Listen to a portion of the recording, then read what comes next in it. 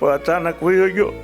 અમારથી sir નહીં થતું, એમ ઘરનો મોભી વયો જાય. બહુ સારું હતું, બધી રીતે હતું. મોભી હતો મારો, બહુ ડાયો દીકરો હતો. ઘટના બની વયો ગયો. 1 વર્ષ પૂરું થયું.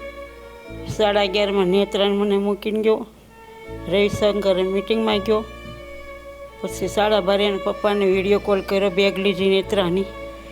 પછી 1-1.5 પછી ફોન કાંઈ આવ્યો નહીં. પછી આ ઘટના બની એટલે અમને એમ કે સેવાભાવ એમ જોશે. તે 9 વાગ્યા સુધી અમે બધાએ ગોત્યો. પછી ક્યાંય મળ્યો નહીં.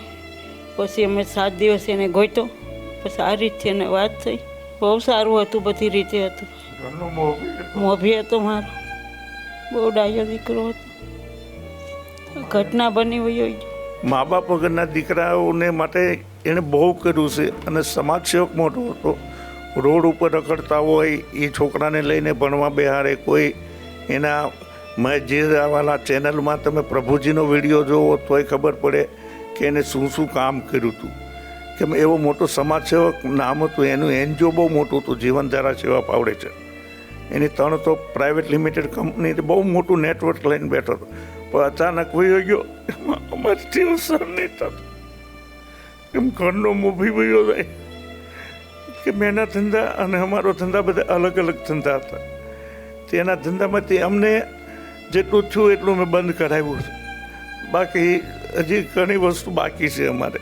મને એટક આવ્યો એટલે મને શું કહે કે પપ્પા હવે તમારે નિવૃત્તિ લઈ લેવાની છે અને કે દિવાળી આવે ત્યારે મારે 5-6 કરોડનું કામ બેસી ગયું છે, એટલે હવે તમે નિવૃત્તિ કામે નહીં જવાનું અને દિવાળી પહેલાં હું તમને મકાન લઈ દઈશ. અને કાર્તિક માટે દુકાન ગોતવાનું ચાલુ જ હતું કે કાર્તિકને દુકાન કરી દઉં, પછી તમારે દુકાને કાઉન્ટર બનાવી દઈશ ને કાઉન્ટરે તમને બેહારી દઈશ, પણ તમારે કામે નથી જવાનું. પછી જીવતા સપનું પૂરું ન કર્યું. એણે પાછળથી મારું સપનું પૂરું કર્યું. એનું આવો દીકરો તો કોઈના પેટે ન આવે. એવો મારો શિવાજી જેવો દીકરો થયો ભાઈ, કે બાપનું ઘર પણ પાડ્યું, કે મેં આખી જિંદગી વ્યાજ જ ભર્યું હતું. એને ખબર હશે મહેશની પાછળ મેં કમસે કમ 30 લાખ રૂપિયા મેં ખર્ચો કર્યો હશે. મેં એને પ્રોડ્યુસર બનાવ્યો, ડિરેક્ટર બનાવ્યો, બધી એનજીઓ કરી. પણ એ મને એક જ કહેતો, પપ્પા જિંદગીમાં એકવાર પહેલાં હું નામ કામું. કે મેં હરામના 10 રૂપિયા ઘરમાં કોઈ દી ન લાવતો. કે પપ્પા એકવાર નામ કામવું છે પછી હું પૈસા કામીશ. એકવાર મારે ડંકો બેહારવો. માણસને જે જીવતા સપનું હતું ને એ જીવતા તો પૂરું ન થયું. માણસ વયો ગયો પછી ઓલ દેશ વિદેશમાં પણ મહેશ જીરાવાલા એક નામ તો ગુંજતું કરતો ગયો.